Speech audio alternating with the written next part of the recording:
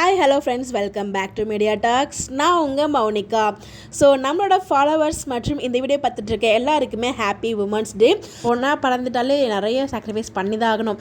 கல்யாணத்தில் ஆரம்பித்த அப்புறம் குழந்தை அப்படின்னு சொல்லிட்டு நிறைய அவங்களுக்கு பிடிச்சது நிறைய செய்கிறத விட அடுத்தவங்களுக்கு பிடிச்சது எதோ அதை வந்து மேக்ஸிமம் செய்கிற மாதிரி இருக்கும். ஸோ அவ்வளோ சாக்ரிஃபைஸை கடந்து வந்து பார்த்திங்கன்னா இந்த உலகத்தில் அவங்களும் ஹாப்பியாக வாழ்ந்துட்டு இருக்காங்க. ஸோ ஒன்ஸ் அகெயின் எல்லாருக்குமே நம்மளோட சார்பாக happy women's day to every one.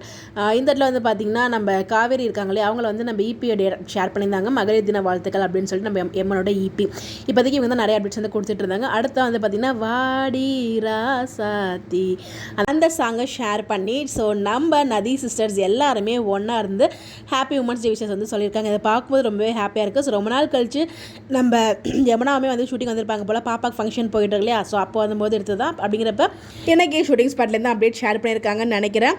So இந்த 4 பேரும் பார்க்கும்போது அவ்வளோ ஹாப்பியாக ஜாலியாக இருக்காங்க. ஸோ அதை பார்க்கும்போது நமக்கு ஒரு ஹாப்பினஸாக இருக்குது.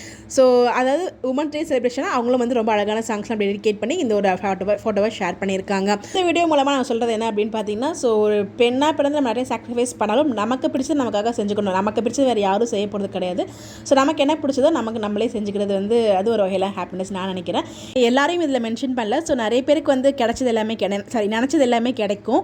பட் நினச்சது கிடைக்கல, நம்மள யாருமே கண்ணுக்கல அப்படின்னு சொல்லி ஃபீல் பண்ணி நிறைய பேர் வாழ்ந்துட்டு இருப்பாங்க இந்த உலகத்தில். அவங்களுக்காக தான் அந்த எப்படி நம்ம பாக்கியலட்சுமி சீரியல் வந்து இதுக்கு முன்னாடி வந்து அவங்க ரொம்ப எதிர்பார்த்தாங்க, எதுவுமே நடக்கவே இல்லை. இப்போ அவங்களுக்காக அவங்க பர்த்டே வேறு செலிப்ரேட் பண்ணுறாங்களே, அந்த மாதிரி பர்த்டே நான் சொல்லவில்லை. ஸோ எதுவாக இருந்தாலும் நமக்கு பிடிச்சது நமக்காக செய்வது தப்பில்லை நான் நினைக்கிறேன். இது என்னோட பாயிண்ட் ஆஃப் வியூ. உங்களுக்கு என்ன தோணுதோ மறக்காமல் கமெண்ட்டில் ஷேர் பண்ணுங்கள். Bye bye. இப்போ நீங்கள் யாருக்காவது விஷ் பண்ண நினச்சிங்கன்னா மறக்காமல் கமெண்ட்டில் விஷ் பண்ணுங்கள். இந்த மாதிரி எப்படி தெரிஞ்சுக்க நம்மளோட சேனலை ஃபாலோ பண்ணிக்கோங்க. Bye bye.